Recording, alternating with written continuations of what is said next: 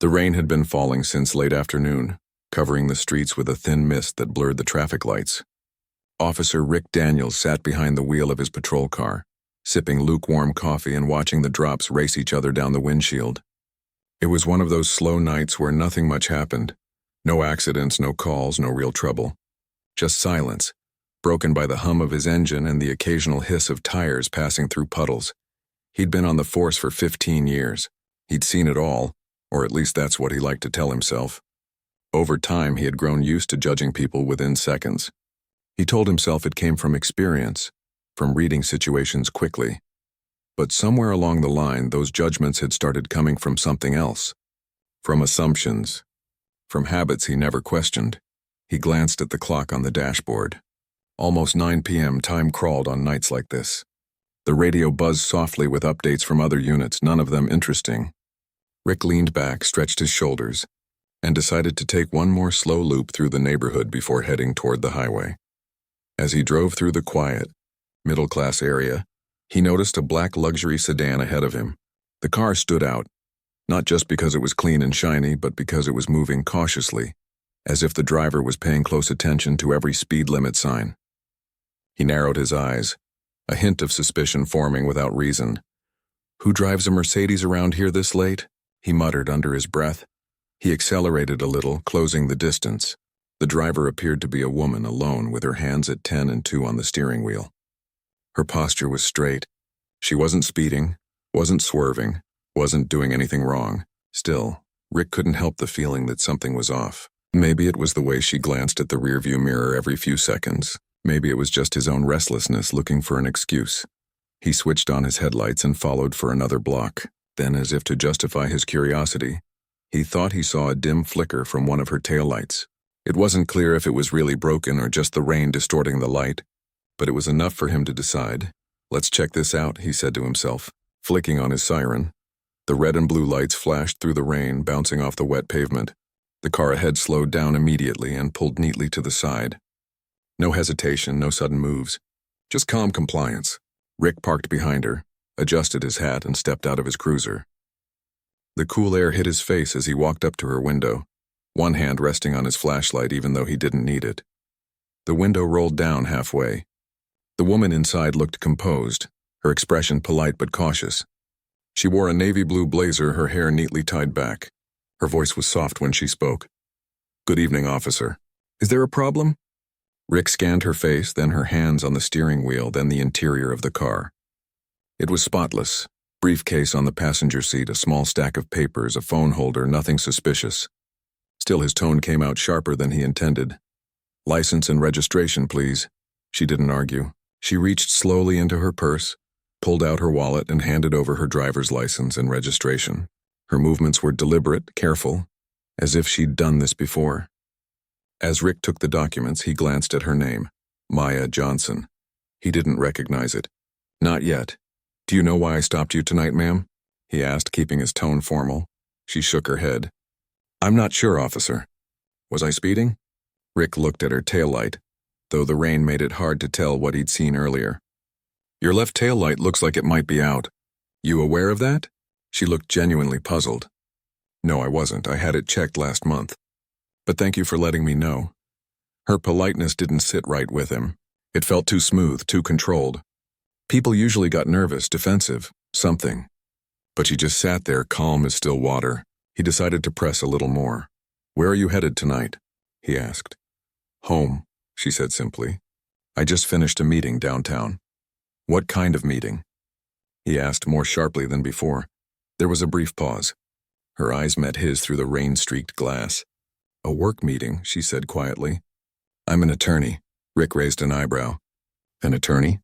"Yes," she replied, still calm. "I work with a law firm in the city." Something about that answer made him scoff slightly. It wasn't that he didn't believe her. It was that a small, unspoken voice in his head whispered things he didn't even realize he believed. He'd met plenty of lawyers, but none who looked like her. None who made him question his assumptions. "Well," he said finally, "wait here while I run this." He turned and walked back to his cruiser, the rain pattering on his shoulders. Inside, he placed her documents on the dashboard and typed her information into the system. Everything came back clean. No tickets, no warnings, nothing. Her record was perfect. He leaned back, staring at her name again on the screen. He couldn't shake the unease creeping up his chest. Why had he pulled her over in the first place? Because of a taillight that might not even be broken? Because she looked out of place in a nice car? The thought made him uncomfortable. He told himself it wasn't that.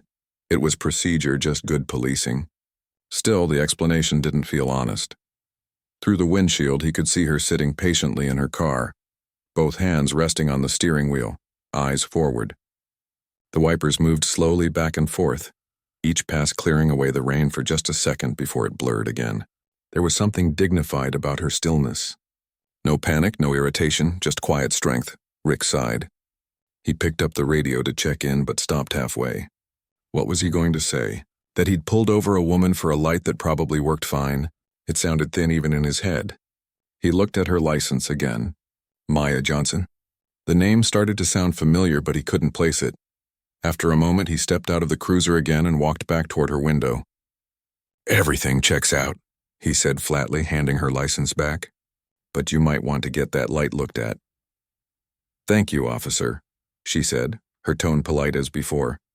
She reached for her papers but didn't start the car yet. I appreciate you checking. Rick hesitated. He could have left. The encounter could have ended right there. But something in her calm made him uneasy. Not because she was suspicious, but because she wasn't. It forced him to look at himself in a way he didn't want to.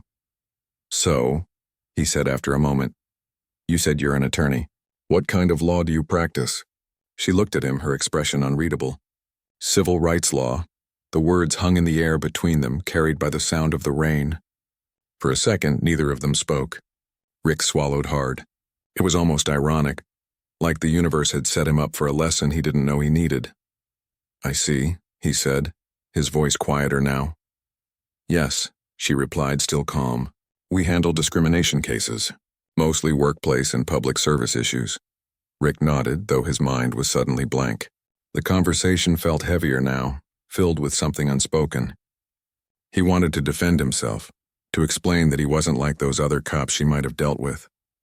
But deep down, he knew this wasn't about anyone else. It was about him. Well, drive safe, he said finally. His tone had lost its edge. Have a good night. You too, officer, she said softly. He walked back to his cruiser, feeling a weight in his chest that hadn't been there before. As he drove away, he caught one last glimpse of her car merging smoothly into the rain. The red glow of her taillights, both of them working perfectly, faded into the distance. Back in his patrol car, Rick sat in silence for a long time. The rain kept falling, steady and cold, as he replayed the moment over and over in his head. He couldn't shake the look in her eyes, calm but disappointed, as if she'd seen this kind of moment too many times before. For the first time in years, he questioned himself, not as a cop, but as a man.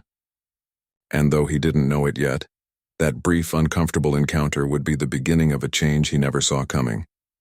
The rain had stopped by the time Maya reached home. Her driveway was slick with water, shining under the dim porch light. She turned off the engine and sat there for a moment, both hands still on the steering wheel. Her heart wasn't racing anymore, but she felt the kind of tired that comes from more than just a long day. She had dealt with moments like this before. Quiet, uncomfortable moments that reminded her how people still saw her before they saw her work, her education or her name. She had faced it in courtrooms, airports, even at neighborhood stores. Yet somehow every time it happened, it still hurt. She closed her eyes for a second, took a deep breath, and whispered to herself, "Let it go, Maya, just let it go." Inside her house, everything was still. She slipped off her heels, dropped her keys on the counter, and walked into the living room. Her briefcase sat on the table, full of papers she was supposed to review before Monday, but her mind wasn't ready for legal arguments. Not tonight. Instead, she made a cup of tea, wrapped a blanket around her shoulders, and sat by the window. The city lights shimmered in the distance. She tried to replay the encounter in her head, the officer's tone, his suspicion, the way his voice softened at the end. Something about that shift lingered with her. It wasn't just anger she felt. There had been a hint of regret in his eyes, though he never said it out loud. She wondered if he'd even remember her in the morning. Maybe to him it was just another traffic stop. But for her, it was another reminder of how far society still had to go. Meanwhile, across town, Officer Rick Daniels parked his cruiser outside the precinct and sat in silence. The rain had washed away most of the grime on the windshield, leaving streaks that caught the streetlights. He should have been thinking about paperwork, about finishing his shift, but his mind was stuck on the woman in the Mercedes. Her calm had thrown him off. He'd expected defensiveness or attitude, something to justify his suspicions, but instead she'd given him nothing but politeness, and that quiet line that echoed in his mind. "I'm a civil rights attorney." He rubbed his forehead, frustrated. Why did that bother me so much? He muttered. Deep down he already knew. It wasn't just that she was an attorney. It was what kind of attorney she was. Someone who fought against the kind of behavior he'd just shown her. It was a mirror held up to him, and he didn't like what he saw. Inside the station, the other officers were laughing about something near the coffee machine. Rick walked past them without joining in, feeling strangely out of place. He sat down at his desk, opened his logbook, and stared at the empty line where he should have written the stop report. Normally he'd fill it out in seconds, quick, clinical, done. But tonight, his pen hovered over the paper. He thought about the way she'd looked at him. Not scared, not rude, just disappointed. That was worse than anger. He'd rather she had yelled at him. He sighed and closed the book. Maybe it was nothing. Maybe he was overthinking it. Still, a part of him knew better. When he got home later, his wife noticed the change in him. "Long day?" she asked as he hung his jacket. "Something like that," he said. He didn't tell her what happened. He wasn't ready to say it out loud. That night he lay awake staring at the ceiling, wondering how many times he had judged people without even realizing it. He thought about his early years on the force when he'd been idealistic, when he truly believed that wearing the badge meant protecting everyone equally. Somewhere along the way, he'd stopped seeing individuals and started seeing categories, and that realization, that quiet truth, was the first thing that made him feel truly ashamed in years. The next morning, Maya woke early, though she hadn't slept much. She went for a run, letting the cool air clear her mind. By the time she returned home, she'd already decided she wasn't going to let last night ruin her weekend. She had a presentation coming up about police-community relations, and ironically, her own experience would probably make it even more meaningful. Later that week, Maya stood in front of a group of college students sharing her story about working in law. She spoke about justice, equality, and the need for empathy in public service. She didn't mention the stop directly, but she alluded to it, saying, sometimes, people don't realize how deep their assumptions go until life forces them to look closer. Her words stayed with her as she drove home that evening. She wondered if the officer had thought about their encounter too. He had. Rick couldn't shake it off. A few days after the stop, he decided to look up the name, Maya Johnson. He didn't want to invade her privacy. He just wanted to know more about the woman who had made him question himself. What he found surprised him. There were articles about her work, defending wrongfully accused clients, advocating for fair policing practices, giving speeches about equality. One headline even mentioned her winning a major case against a nearby department 2 years ago. He leaned back in his chair, staring at the screen. "That's her," he whispered. "That's the same woman." For a moment he felt small, smaller than he had in a long time.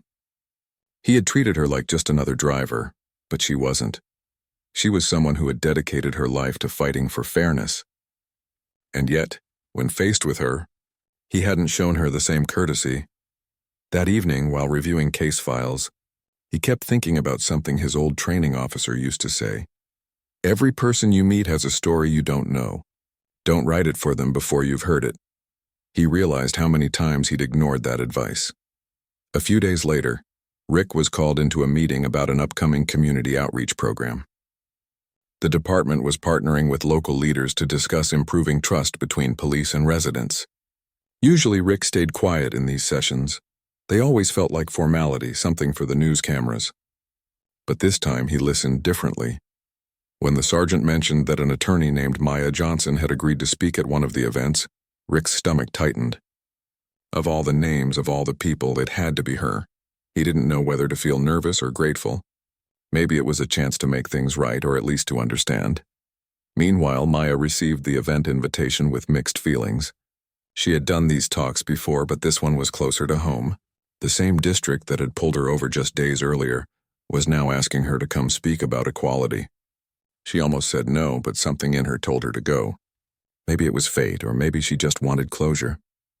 The evening of the event arrived quietly. The community center buzzed with small talk as police officers, local residents, and students filled the chairs.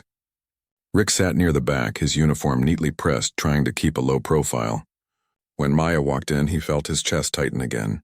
She was calm, professional, smiling politely as she greeted the event host. She hadn't seen him yet. When she finally took the stage, the room fell silent. "Thank you for inviting me," she began. Her voice was confident, steady. "I've spent most of my career working on the idea that justice isn't just about laws. It's about how we treat one another, especially when no one else is watching." Rick's gaze dropped to his lap. Her words hit him harder than he expected. She continued, telling stories about clients who had faced unfair treatment, about officers who had done the right thing, even when it was hard. She never mentioned herself, never played the victim. Instead, she spoke about humanity, about small moments where understanding could replace fear. At one point, she paused and said, "I had an experience recently that reminded me how powerful grace can be.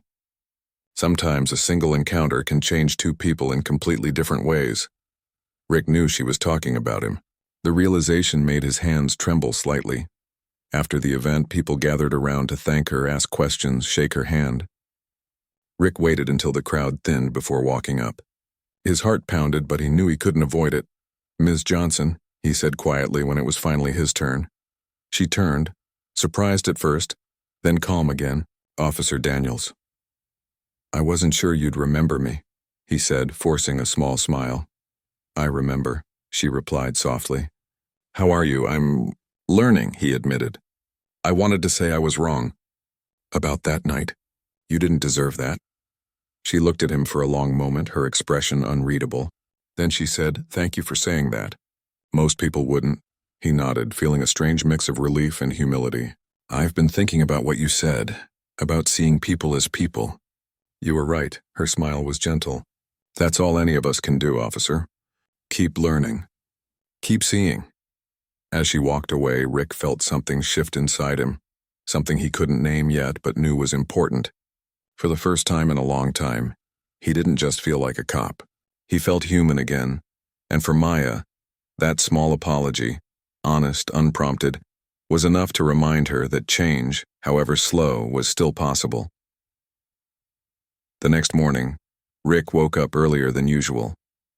The sky was pale and quiet, a soft gray light filling the room. His wife was still asleep beside him, and the house felt peaceful, but his mind was far from still. He couldn't stop thinking about what Maya had said at the event the night before. Her calm voice, her honesty, and especially that line, "Keep learning. Keep seeing." He sat on the edge of the bed, rubbing his face. It wasn't the first time someone had talked about understanding or equality, but for some reason, hearing it from her made it feel personal. It wasn't just words anymore. It was a reflection of something he had done, something that still stung. When he got to the station later that morning, the usual chatter filled the air.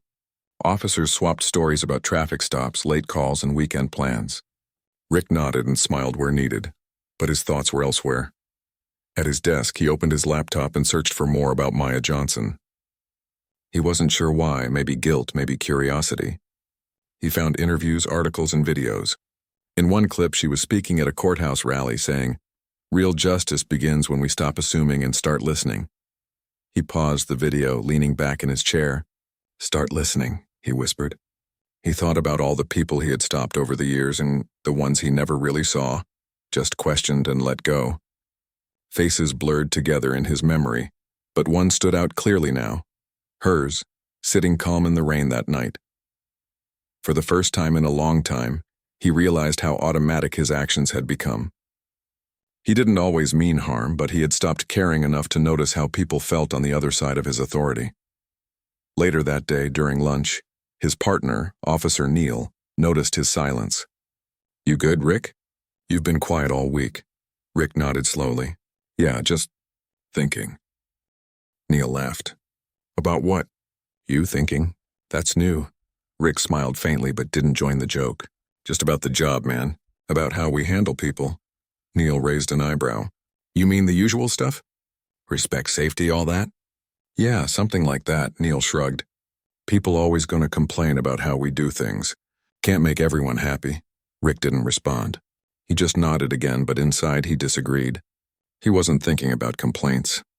He was thinking about the small, invisible moments that built or broke trust, like that night in the rain. When his shift ended, he drove through the same stretch of road where he had stopped Maya. It looked different now, even though nothing had changed. The same houses, same streetlights, same slow hum of passing cars, but he saw it differently.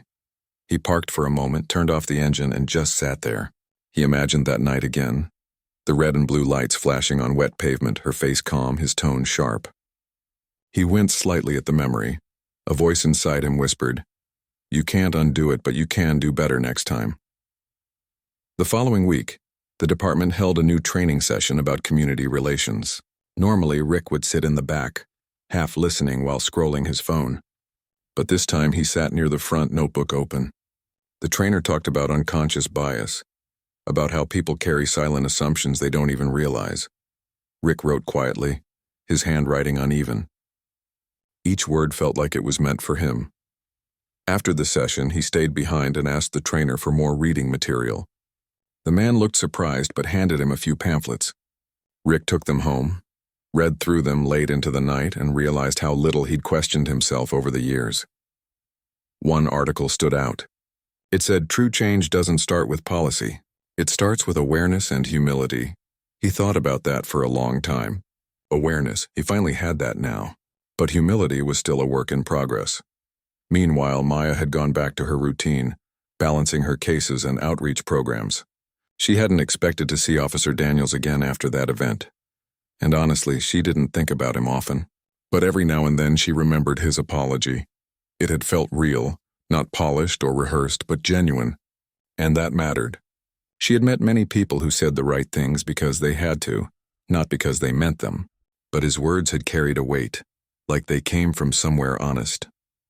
One afternoon, while preparing notes for another seminar, she got an email from a local community board. They were organizing a joint workshop between police officers and residents to share experiences. The goal was to build trust through real stories. She agreed to help lead it, not knowing that Rick had also volunteered. The day of the workshop, the small room filled with folding chairs and coffee cups. A few officers stood awkwardly near the back, their uniforms crisp, expressions guarded. On the other side, community members chatted quietly. The air was polite but tense, like two sides unsure how to start a conversation. Maya stood near the front, greeting people as they came in. She didn't notice Rick right away, but when he entered, he froze for a second, realizing who was leading the session. Their eyes met across the room. She smiled politely and nodded, giving no sign of discomfort. He returned the nod, grateful but nervous. As the session began, Maya encouraged everyone to speak freely but respectfully. "We're here to listen, not defend," she said. "Sometimes listening is the hardest part, but it's also the most important." One by one, people shared small stories. A man who felt wrongly profiled.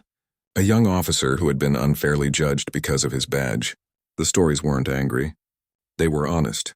Slowly, the walls began to drop. When it was Rick's turn, he hesitated. All eyes turned toward him. He cleared his throat. "I'm not great at speeches," he began, "but I've been thinking a lot lately about how easy it is to make assumptions. I made one not long ago, and it changed the way I see this job." The room was silent. "I pulled someone over," he continued, "for what I thought was a simple reason. But if I'm honest, I think I stopped her because of something else, something I didn't want to admit to myself." She didn't argue or shout. She just stayed calm, and that calm made me realize how wrong I'd been. Maya watched him quietly, her expression thoughtful. "She didn't owe me forgiveness," he said, "but she gave me something better, grace. And I don't think I'll ever forget that." When he finished, the room stayed quiet for a moment, then a few people nodded. One older man said softly, "That's the kind of honesty we need." Maya stepped forward and thanked him. "That's exactly what this is about," she said. "We can't change what we don't confront. But when we confront it with honesty, We start to move forward. After the session, as people mingled and left, Rick stayed behind. He approached Maya again, this time with a different kind of calm. "Didn't expect to see you here," he said. She smiled. "Life has a funny way of bringing people back around." He nodded. "I'm glad it did. I've been trying to do better since that night." "I can tell," she said. "You've taken the first step. Most people don't." Rick looked down for a moment. "You know, I've been reading about the work you've done. You've helped a lot of people. It's impressive." "It's not about helping," she replied. "It's about reminding people what fairness looks like. Sometimes we just forget."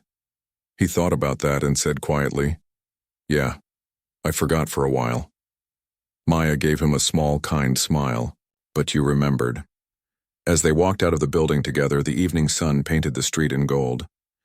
The air felt different, lighter, almost hopeful. Rick realized that in the short time since that rainy night, his world had shifted. The job hadn't changed, the uniform hadn't changed, but he had. He started to see people as individuals again, not profiles or statistics. And Maya, walking beside him, felt something similar. She had spent years fighting against walls of misunderstanding, but moments like this reminded her why she kept going. Change didn't come from shouting. It came from connection, from moments when someone truly saw you. Before they parted, Rick said, "Thank you for everything. You probably don't know how much that one night changed me." She looked at him and said softly, "Maybe it changed us both."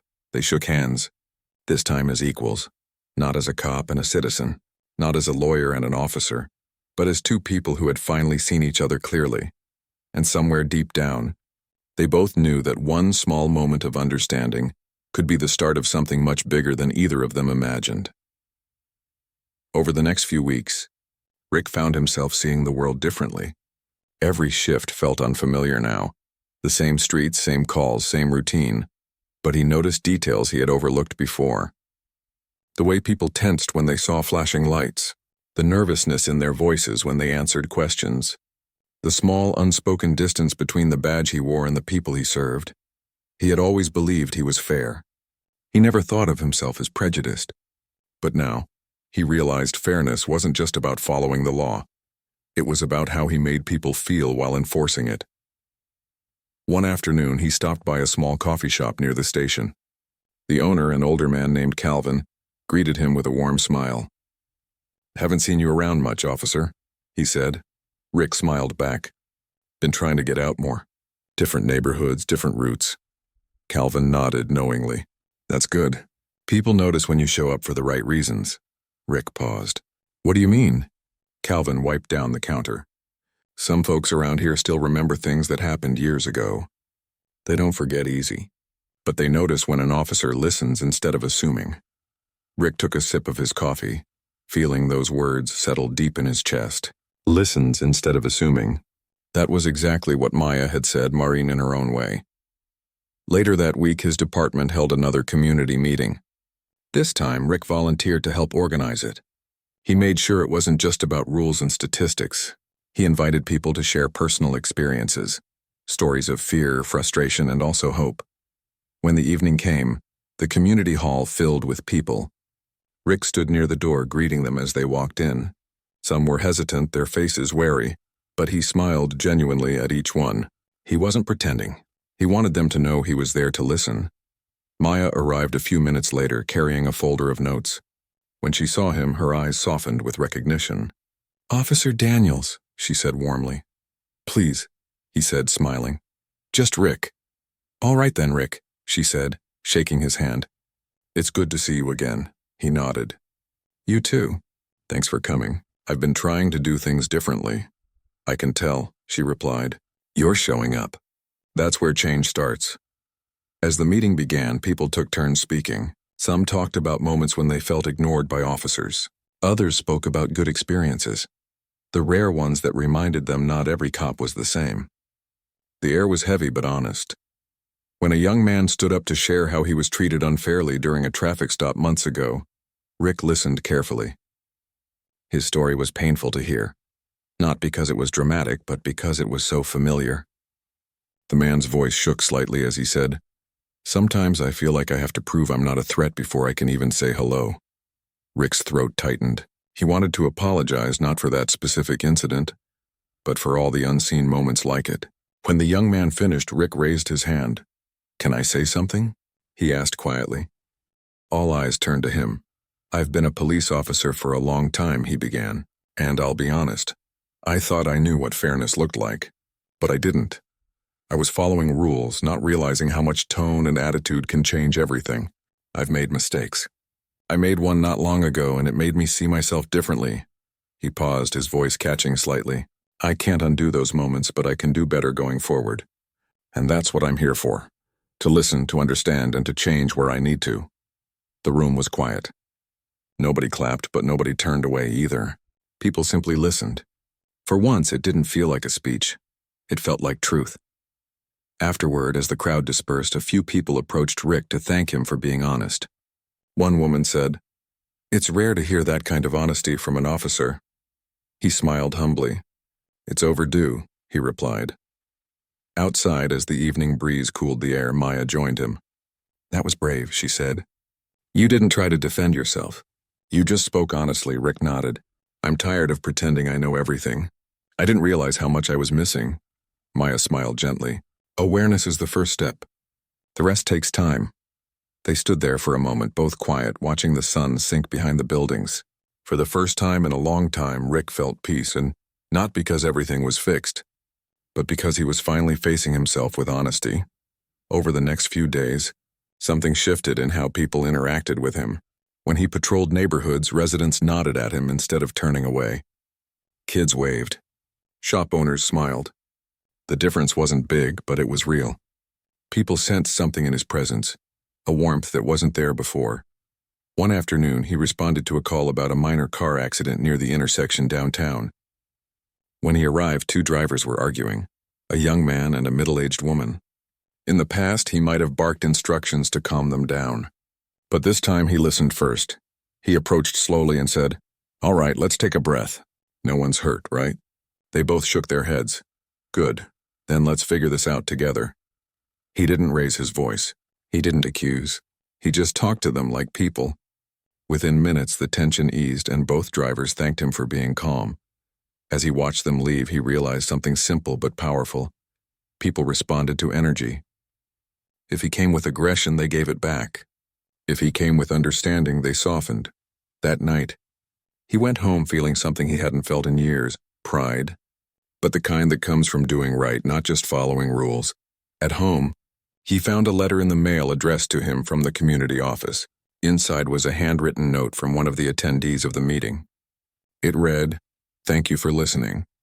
I didn't think any of you cared. Maybe now I'll start believing again." He sat there staring at the words, his throat tight.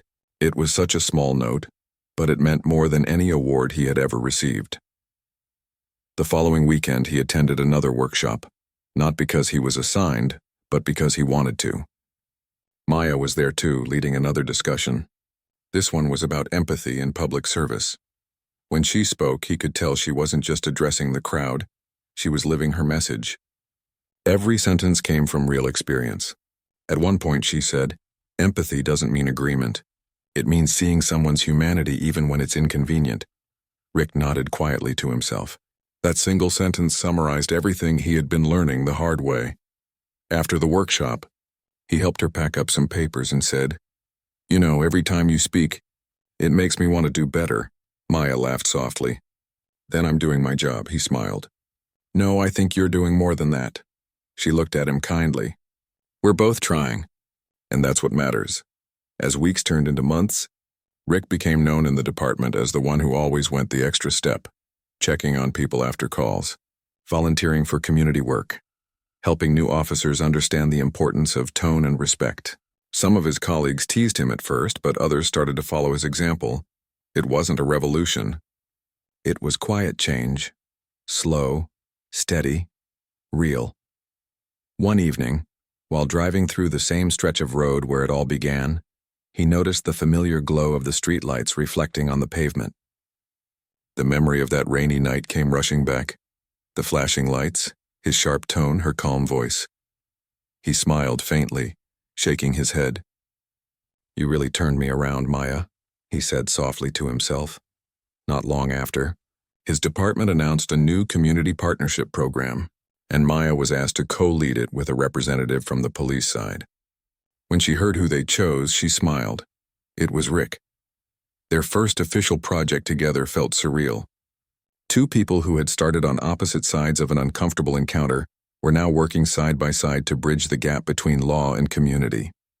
During their first public event as partners, Maya turned to him before stepping on stage and said quietly, "Remember when this all started with one stop in the rain?" He laughed gently. "Yeah, hard to believe we're here now," she smiled. "Sometimes the hardest moments become the beginning of something good." Rick nodded, feeling a quiet gratitude fill his chest. "I used to think change came from rules," he said. "Now I know it starts with conversations." As they walked onto the stage together, the audience rose in applause. It wasn't just for them. It was for the idea that even the smallest act of humility could lead to something greater. Rick glanced at Maya, and she met his eyes with a proud, knowing smile. That moment didn't erase the past, but it transformed it into something meaningful. Proof that understanding could grow in the most unexpected places. And somewhere deep inside, both of them knew, what had started as a mistake had become a message, one they would carry with them for the rest of their lives. Months had passed since that community partnership began, and life looked different for both Rick and Maya. The project they started together had grown bigger than either of them expected. Schools were inviting them to talk about respect and fairness. Local news stations started covering their meetings, calling it the Bridge Program. Rick never thought he'd be part of something like that. He had spent years just doing his job day after day without thinking about the larger picture. Now he was seeing how one small change in perspective could touch hundreds of lives. Every time he stood beside Maya during these sessions, he felt both humbled and proud. She spoke with such calm strength. Her words carried weight, but they also carried hope. People listened because they could tell she didn't speak from theory. She spoke from experience. And when Rick added his voice, sharing his own journey, something powerful happened. The crowd saw that transformation was possible, that mistakes didn't have to define a person. One evening, after a long day of meetings, Rick and Maya sat in a quiet park near City Hall.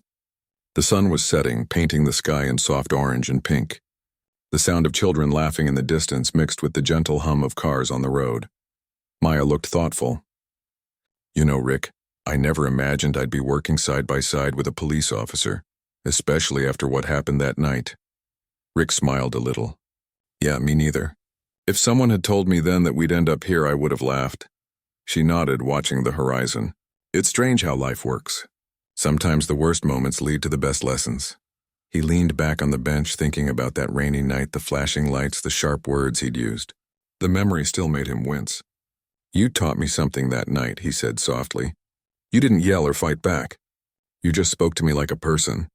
That's what broke through. You made me see what I couldn't see before." Maya smiled gently. "And you chose to listen. That's what made the difference." For a moment, they sat in silence, just letting the evening settle around them.